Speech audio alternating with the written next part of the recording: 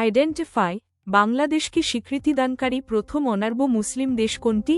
ক সেনেগাল, খ মালয়েশিয়া, গ মালদ্বীপ, ঘ পাকিস্তান।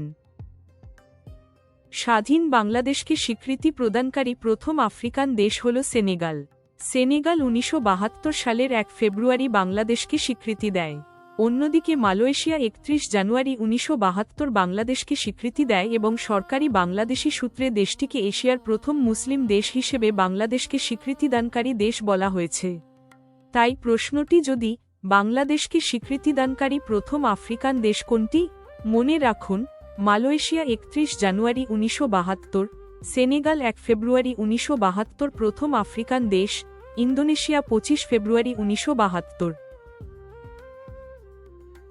বাংলাদেশের স্বাধীনতার পর প্রথম অনার্ব মুসলিম দেশ হিসেবে সেনেগাল বাংলাদেশকে স্বীকৃতি দেয়। ১৯৭২ সালে সেনেগাল এই স্বীকৃতি প্রদান করে।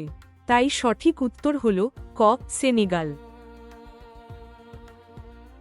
ট্রাই বাংলাদেশকে স্বীকৃতিদানকারী প্রথম আরব দেশ কোনটি? ক মিশর, খ ইরাক, গ সৌদি আরব, ঘ কুয়েত।